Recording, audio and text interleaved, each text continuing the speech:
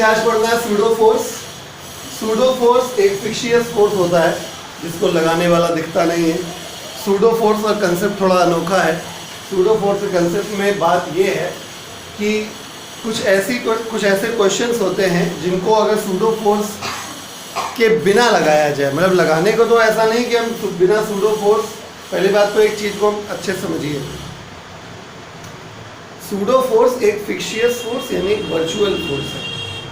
इस फोर्स, ये एक रियल फोर्स तो है नहीं। रियल फोर्स क्यों नहीं है? क्योंकि इसको लगाने वाला दिखता नहीं है, ठीक है, ये सिर्फ महसूस होता है। तो अभी तक हमने जितने ही फोर्सेस पढ़े हैं, tension force, friction force, spring force, ये फोर्स, वो फोर्स, जो भी है सारे रियल फोर्सेस थे, ठीक है। सूडो फोर्सेस भी होते हैं, जैसे सेंट्रीफ्यूगल फोर्स सूडो फोर्स है ना। तो सूडो फोर्सेस महसूस होते हैं। हम चाहें तो क्वेश्चन को बिना सूडो फोर्स कंसीडर किए भी लगा सकते हैं, लेकिन नॉर्मली क्या हो जाता है, कहीं कहीं पर सूडो फोर्स का इस्तेमाल करके क्वेश्चन इजी हो जाते हैं लगाने, मतलब क्वेश्चन को सॉल्व करना आसान हो जाता है, और कहीं कहीं पर टफ हो जाता है।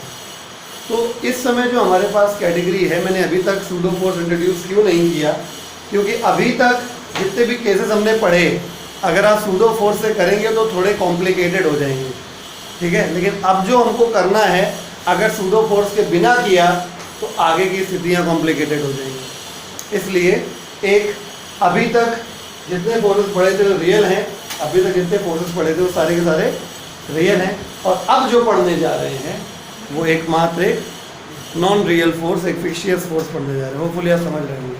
मेरा कहने का तात्पर्य ये है कि अभी तक आपने जितना भी काम चलाया इस चैप्टर में वो सारे रियल फोर्सेस से चलाया, ठीक है।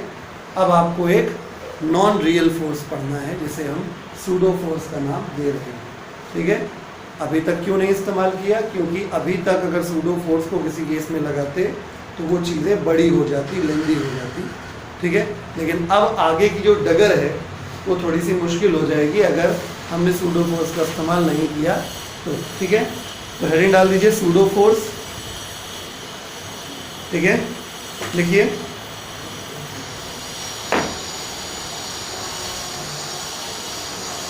डॉट डॉट बना के लिखिएगा, पॉइंट बाय पॉइंट लिखिएगा। पहला पॉइंट लिखिए, it is a fictitious force,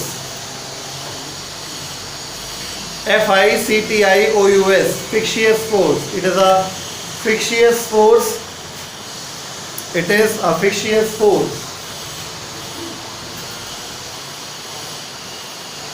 ठीक है, ओके। ये फिक्शियस फोर्स होता है, मतलब इसको लगाने वाला दिखाई नहीं देता है। सवाल उठता है सूडो फोर्स बॉडी पे कब काम करता है? तो सूडो फोर्स बॉडी पे तब काम करता है जब बॉडी किसी एक्सेलरेट होते हुए प्लेटफॉर्म पे चल रही हो। जैसे मैं बहुत बढ़िया एग्जांपल आपको देता हूँ, आपने पढ़ा भी इसको, लिफ्ट वाला केस आपको याद होगा, आपने पढ़ा था, ठीक है। अभी देखिएगा, मशीन थी, वेइंग मशीन थी, उसके ऊपर एक आदमी था, आदमी का वजन m था, लिफ्ट थी, वेइंग मशीन थी, मशीन के ऊपर आदमी खड़ा था, उसका मास m था, ठीक है। अगर ये a एक्सेलरेशन से ऊपर जाती थी तो वेइंग मशीन नॉर्मल रिएक्शन लगाती थी, वेट नीचे काम करता था। हम लोग क्या करते थे, जिस तरफ एक्सेलरेशन है वो वाला force minus just opposite direction का force mg is equal to body का मास इनटू बॉडी का एक्सेलरेशन। n इक्वल टू कितना हो गया बेटा? mg प्लस ma हो गया, राइट। तो इधर क्या होता था, मान लीजिए ये a एक्सेलरेशन से नीचे आ रही है तो इसका जो वेट होगा वो mg नीचे तरफ काम करेगा, नॉर्मल रिएक्शन ऊपर तरफ काम करेगा, जिस तरफ एक्सेलरेशन है वो वाला फोर्स mg है, माइनस अपोजिट डायरेक्शन में n है, बॉडी का मास m है, एक्सेलरेशन a है, तो n equal to mg minus ma, right. आदमी कहाँ खड़ा है? एक एक्सेलरेटिंग प्लेटफॉर्म पे खड़ा है। इस सेम सिचुएशन को जिसको हमने बिना सूडो फोर्स के कर लिया है, ठीक है, इसको हम लोग विद सूडो फोर्स भी कर सकते हैं, और आंसर सेम आएगा। अब सुनिए सूडो फोर्स में होता क्या है, अभी थोड़ी देर में लिखेंगे हम लोग पूरी बात। सबसे पहली बात, सूडो फोर्स एक फिक्शियस फोर्स है जिसको लगाने वाला दिखता नहीं, नंबर 1। नंबर 2, सूडो फोर्स हमेशा बॉडी जिस तरफ एक्सेलरेट हो रही होती है, प्लेटफॉर्म जिस तरफ एक्सेलरेट हो रहा होता है, उसके अपोजिट डायरेक्शन में लगता है बॉडी के ऊपर। समझना, यहाँ पे दो बातों का जिक्र है। Body is on accelerating platform, ठीक है। तो मैंने यहाँ दो बातें बोली। पहली बात, सूडो फोर्स किस पे काम करता है? प्लेटफॉर्म पे नहीं, प्लेटफॉर्म पे जो बॉडी रखी है उसके ऊपर, नंबर 1। नंबर 2, किधर लगेगा फोर्स? तो प्लेटफॉर्म जिस तरफ एक्सेलरेट हो रहा है उसकी अपोजिट डायरेक्शन में। मीन्स अगर मैं भूल जाऊं कि मैंने आपको ऐसे पढ़ाया था, तो अब मैं सूडो फोर्स से यही क्वेश्चन करता हूं। इस बॉडी के ऊपर मैं ऐसे बना रहा हूं इसको अलग से, तो इस बॉडी के ऊपर सूडो फोर्स काम करेगा Fp यानी सूडो फोर्स, ठीक है? बॉडी पे काम करेगा और जिस तरफ एक्सेलरेशन है उसकी अपोजिट डायरेक्शन में काम करेगा, ठीक है? बहुत ध्यान समझिएगा। जैसे यहाँ पे तो बॉडी है, एक्सेलरेटिंग प्लेटफॉर्म पे है, तो बॉडी पे सूडो फोर्स काम करेगा, लेकिन जिस तरफ एक्सेलरेशन है उसकी अपोजिट डायरेक्शन में। आई बात समझ में? क्लियर? ओके, बहुत ध्यान समझिएगा। अब आप ऑब्जर्वर हैं, आप ऑब्जर्वर हैं और आपको ये मान के काम करना है कि आप भी उसी प्लेटफॉर्म पे खड़े हैं। OBS मतलब ऑब्जर्वर, आप ऑब्जर्वर हैं और आप भी उसी प्लेटफॉर्म पे खड़े हैं। तो आपको क्या दिखेगा कि ये रेस्ट कंडीशन में। आप अगर ऑब्जर्वर है तो आप क्या कहेंगे इसके बारे में? ये जो आदमी है ये किस कंडीशन में है? रेस्ट कंडीशन में है। आप ऑब्जर्वर हैं, आप क्या कहेंगे? ये आदमी किस कंडीशन में है?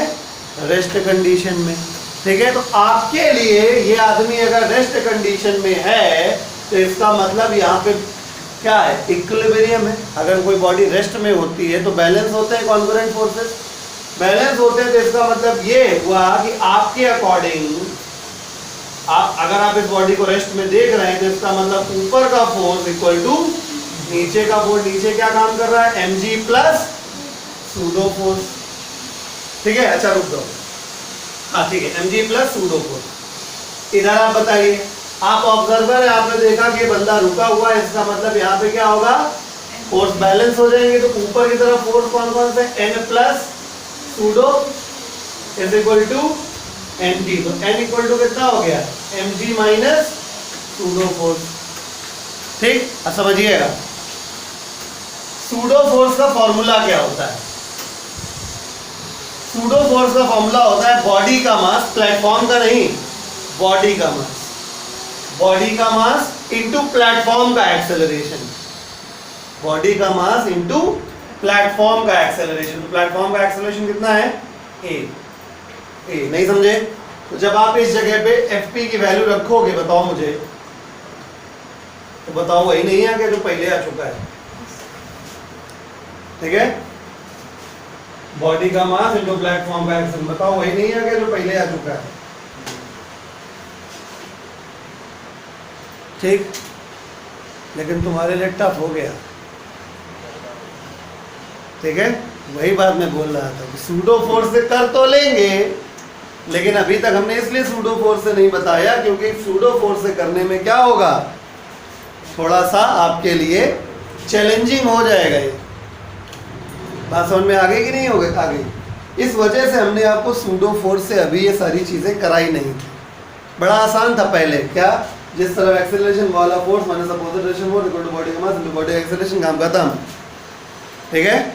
पहली बात समझ में आ गई। सूडो फोर्स एक ऐसा फोर्स है जिसको लगाने वाला दिखता नहीं है, इस वजह से ये एक फिक्शियस फोर्स है, पहली बात। दूसरी बात, सूडो फोर्स हमेशा उस बॉडी पे ही लगाना है जो बॉडी किसी एक्सेलरेट करते हुए प्लेटफॉर्म पे रखी हो, ठीक है? प्लेटफॉर्म पे हो, रखी हो ना रखी हो पता नहीं, मतलब हो सकता है कि कोई एक्सेलरेट करती हुई ट्रॉली है, सपोज मान लेते हैं कि ये एक कन्वेयर बेल्ट है बड़ी सी,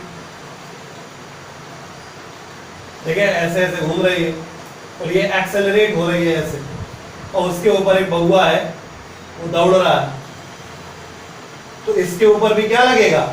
जिस तरफ एक्सेलरेशन है उसके अपोजिट डायरेक्शन में एक सूडो फोर्स लगेगा।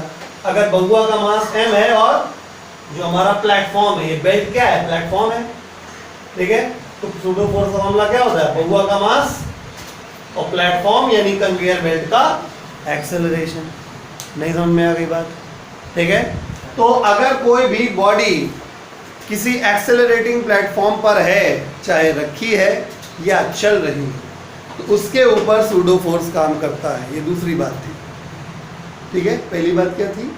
सूडो फोर्स क्या है? सूडो फोर्स एक ऐसा फोर्स है जिसको लगाने वाला दिखता नहीं है, इस वजह से ये फिक्शियस फोर्स है। दूसरी बात, सूडो फोर्स किस पे लगता है और किधर लगता है?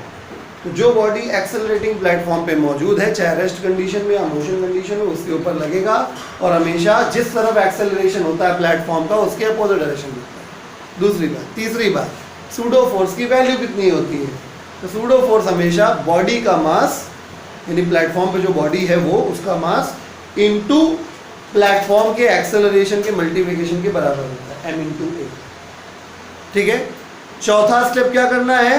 You have to assume yourself, means you have to assume an observer to be standing on the platform। चौथा स्टेप, आपको एक ऑब्जर्वर की तरह इस प्लेटफॉर्म के ऊपर अपने आप को खड़ा मानना पड़ेगा।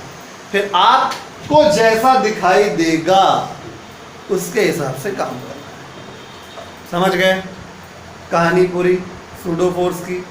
ठीक है, चलिए शुरू करते हैं।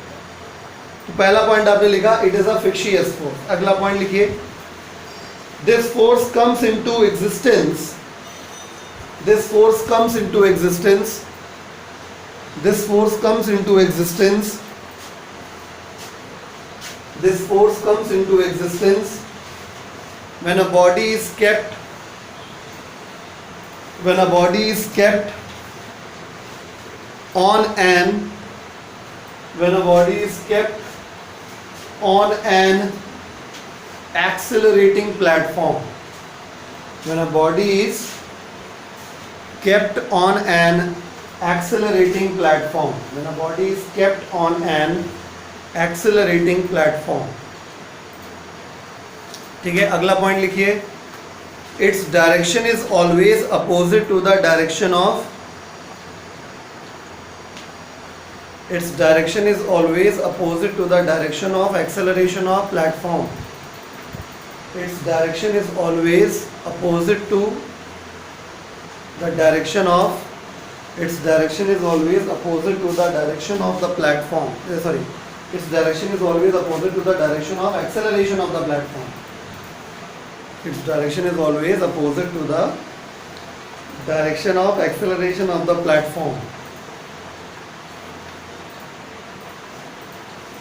ठीक है, अगला पॉइंट है, pseudo force acts on the body, pseudo force acts on the body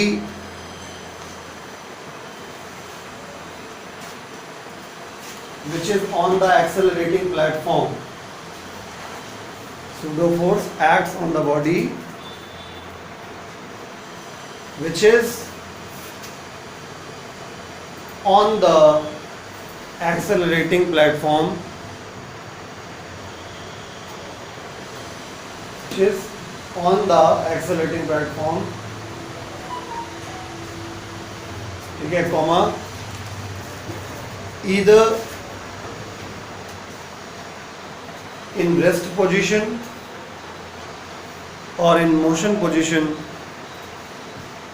motion condition, either in rest condition or motion condition, या रेस्ट स्टेट या मोशन स्टेट कुछ भी लिखिए, इधर इन रेस्ट स्टेट और motion state on the platform. समझ गए? अगला पॉइंट लिखिए, the magnitude of pseudo force is given by, the magnitude of pseudo force is given by Fp is equal to mass of body on, अब तो समझ ही गए हो लेकिन पूरा लिख रहे हैं,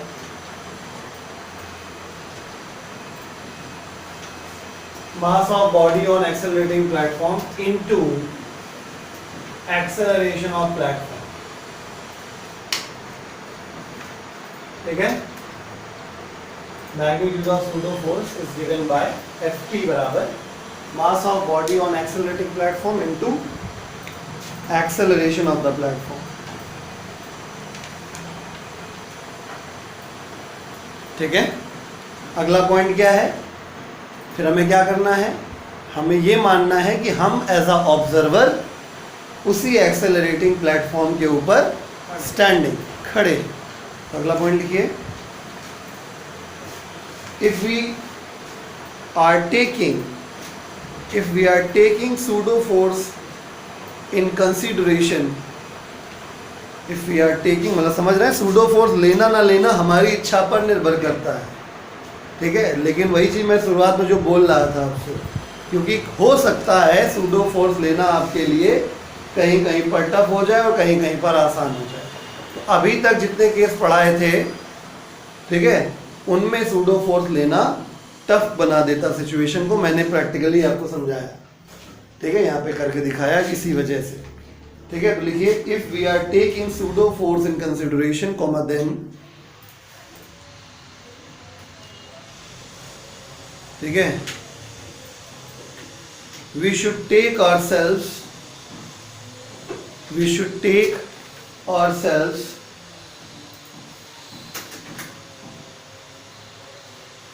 as an observer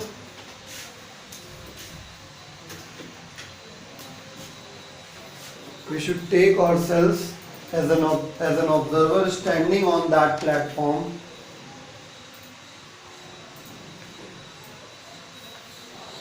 standing on the platform, standing underline कर लीजिएगा, आप रुके हुए हैं वहाँ पे प्लेटफॉर्म के ऊपर, standing on the platform and observing the body, ठीक है, and observing the body.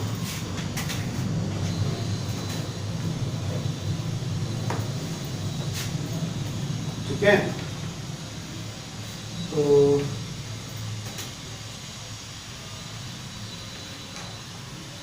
For example लिख लीजिए,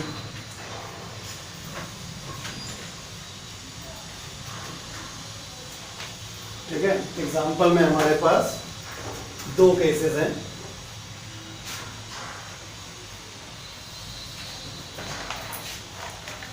पहला केस, केस वन क्या, एग्जाम्पल वन, इसका example, reading of weighing machine when lift is moving upward with constant acceleration, consider the situation. ये case हो गया, आप चाहो तो इसको मिटा दो, यहाँ पे मिटा दें इसको। ये वाला केस था कब, जब आप सूडो फोर्स कंसीडर नहीं कर रहे थे। और ये एग्जांपल नंबर 2 है, क्या रीडिंग समझ रहे हैं ना, एन रीडिंग होता है, नॉर्मल रिएक्शन फोर्स क्या होता है, मशीन का रीडिंग है। ये मशीन है वेइंग मशीन, M/C, इंजीनियरिंग की भाषा में इसको मशीन ऐसे लिखा जाता है शॉर्ट में, ठीक है। तो दूसरा केस है, reading of weighing machine when lift is moving downward with constant acceleration. Consider the situation. ये हो गया, इसको मैं रब कर दे रहा हूं।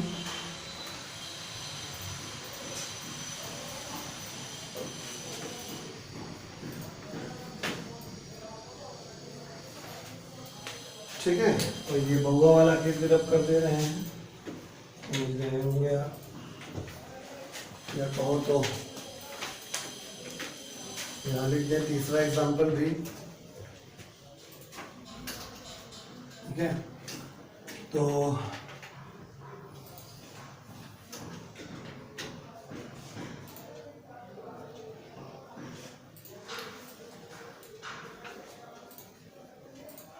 जैसे ये वाला केस अभी बता ही रहे थे, ये मान लीजिए ये है, ये कन्वेयर बेल्ट है, ए एक्सेलरेशन से ऐसे स्पीड बढ़ रही कन्वेयर बेल्ट की। ये जो बच्चा है जिसका मास m है, ये कुछ ए डैश एक्सेलरेशन से आगे बढ़ रहा है लिफ्ट के ऊपर। लिफ्ट के ऊपर इसका ए डैश एक्सेलरेशन है, ठीक है, और बेल्ट का ऑलरेडी एक एक्सेलरेशन है ए। तो क्या होगा, क्योंकि ये बच्चा ऑलरेडी एक एक्सेलरेटिंग प्लेटफॉर्म पे है तो इसके ऊपर सूडो फोर्स लगेगा। सूडो फोर्स क्या हो जाएगा, बच्चे का मास और किसका एक्सेलरेशन, प्लेटफॉर्म का एक्सेलरेशन, बच्चे का नहीं। आई बात समझ में? इस प्रकार से ये सूडो फोर्स यहाँ पे दिखाई देगा, ठीक है। और आप कहाँ खड़े होंगे, आप इस एक्सेलरेटिंग प्लेटफॉर्म के ऊपर एज अ ऑब्जर्वर किस कंडीशन में खड़े होंगे, रेस्ट ऑन बेल्ट, ठीक है। क्लियर? कॉपी कर लीजिए। चलिए क्वेश्चन करना है, क्वेश्चन नंबर 37 नंबर क्वेश्चन है। ये एनसीईआरटी का है, एनसीईआरटी का 5.25 क्वेश्चन नंबर है, ठीक है। इसमें दो पार्ट में सवाल है। पहला पार्ट बोला गया है, figure shows a man standing stationary with respect to a horizontal conveyor belt that is accelerating 1 meter per second square. What is the net force on the man? ठीक है। और फिगर क्वेश्चन में ये दिया गया है, जो इतनी देर से हम कन्वेयर बेल्ट चिल्ला रहे थे, वो इसी कारण से चिल्ला रहे थे कि हमारे पास सवाल कन्वेयर बेल्ट का आने वाला है, ठीक है। तो एक आदमी जो है वो खड़ा है, ठीक है, और बहुत खुश है, ठीक है। अच्छा, ठीक है। तो जिस एक्सेलरेशन से कन्वेयर बेल्ट चल रही है वो 1 मीटर पर सेकंड स्क्वायर के एक्सेलरेशन से ऐसे चल रही है और कन्वेयर बेल्ट के व्हील्स इधर घूम रहे हैं, ऐसा क्वेश्चन में दिया गया है, ठीक। सेकंड पार्ट है इस क्वेश्चन का, if the coefficient of static friction between the man shoes and belt is 0.2, up to what acceleration of the belt can the man continue to be stationary relative to the belt, mass of man is 65 kg, ठीक है। तो सवाल बहुत आसान है, ठीक है। मैं पहले पार्ट को सॉल्व करने की कोशिश करता हूँ, ठीक है। बहुत ध्यान से देखिए क्वेश्चन, पहला पार्ट दोबारा पढ़ रहे हैं। फिगर में एक कन्वेयर बेल्ट है, कन्वेयर बेल्ट का एक्सेलरेशन 1 मीटर पर सेकंड स्क्वायर है। ये आदमी जो है वो रेस्ट कंडीशन में खड़ा है। इस आदमी का मास जो है वो 65 किलोग्राम है, ठीक है। तो इसके ऊपर कितना नेट फोर्स काम करेगा, ठीक है, कितना नेट फोर्स काम करेगा। बेसिकली इनकी जो एनसीईआरटी में आंसर दिया गया था उसके हिसाब से हमने भावनाओं को समझा। ये क्वेश्चन थोड़ा सा गलत इंडिकेट कर रहा है, लैंग्वेज के मामले में गलत है ये, ठीक है। इसमें सेकंड क्वेश्चन तो सेकंड पार्ट तो सही लिखा हुआ है लैंग्वेज के मामले में, फर्स्ट पार्ट में बोला गया है कि नेट फोर्स कितना होना चाहिए। टेक्निकली देखा जाए तो नेट फोर्स 0 होगा, क्यों 0 होगा?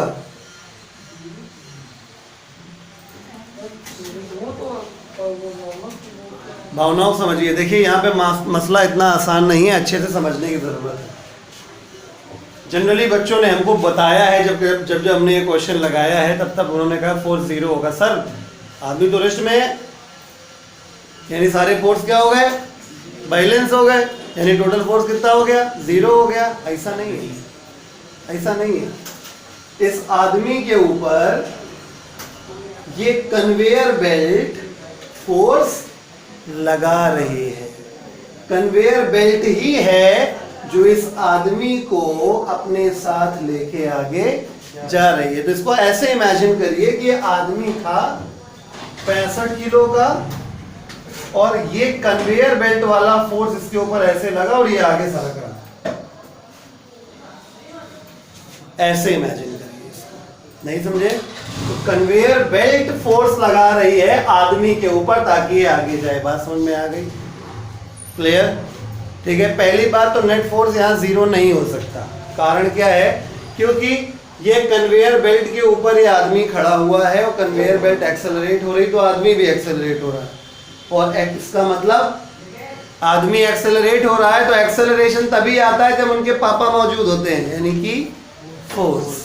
बात समझ रहे हैं? तो बच्चे जब भी बताते हैं तो कि फोर्स, नेट फोर्स क्वेश्चन में 0 हो जाएगा, तो उनको सोचना चाहिए कि कैसे 0 हो सकता है भाई। ये आदमी जो है इस कन्वेयर बेल्ट की वजह से 1 metre per second square acceleration से ये क्या हो रहा है, आगे बढ़ रहा है। ठीक है, तो जिस चीज में एक्सेलरेशन है यानी 100% उसके ऊपर क्या है, फोर्स है। ठीक है, तो अभी इस समय आदमी का जो नेट एक्सेलरेशन है हियर, तो क्वेश्चन का सही अप्रोच ये था। ठीक है, कि आदमी के ऊपर लगने वाला जो नेट एक्सेलरेशन है, जो नेट एक्सेलरेशन है वो 1 मीटर पर सेकेंड स्क्वायर है due to this conveyor belt. ठीक है, तो इस एक्सेलरेशन को प्रोड्यूस करने वाला जो नेट फोर्स है वही तो पूछा गया है। क्लियर? नहीं बात समझ में आई?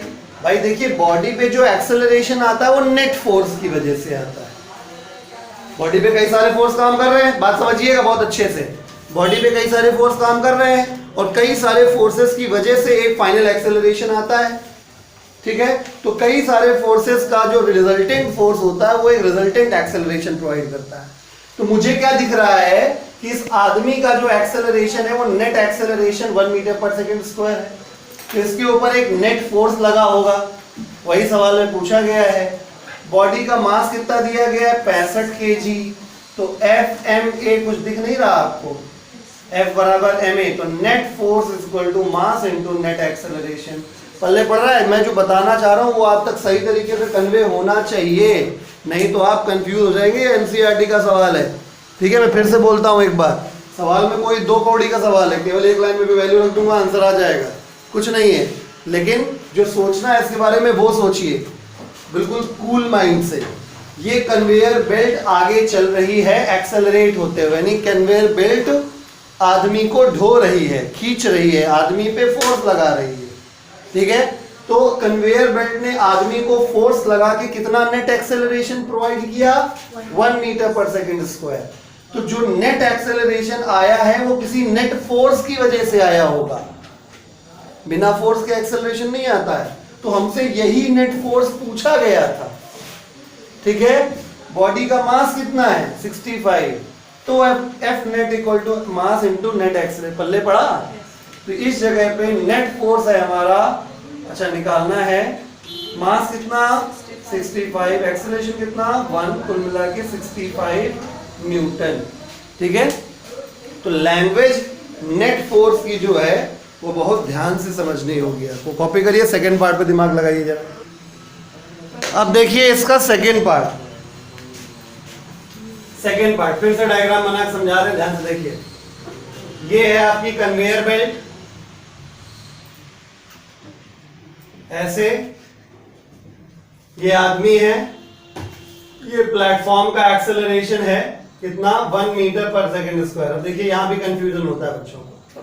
ठीक है, ये m मास की बॉडी है, ये 65 kg का आदमी मतलब। ठीक है, अब देखिए तो यहां पे बोला गया है कि हम कितने एक्सेलरेशन से बेल्ट को चलाएं, यानी अब जो एक्सेलरेशन बेल्ट का था वो उसको हमें क्या करना है, चेंज कर देना है। यानी ज्यादा से ज्यादा हम कितने एक्सेलरेशन से कन्वेयर बेल्ट को चलाएं कि आदमी गिरे ना, फिसले ना। समझिए बहुत ध्यान से।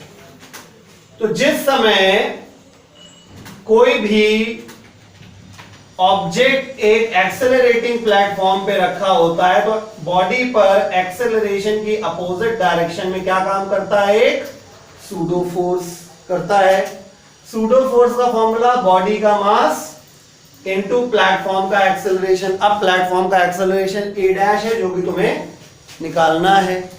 ठीक है, तो फ्रिक्शन क्या करेगा, आगे की तरफ लगेगा, आपको याद है हमने बताया था आपको। तो जो भाई बनी बात है, इसको ऐसा समझिए कि आदमी ये जो है इसके ऊपर फोर्स लग रहा है इधर धक्का देने के लिए। ऐसा होता है ना, मतलब अचानक से मतलब प्लेटफॉर्म आगे चल दिया, मान लो आप पीछे की तरफ गए, ऐसा होता है।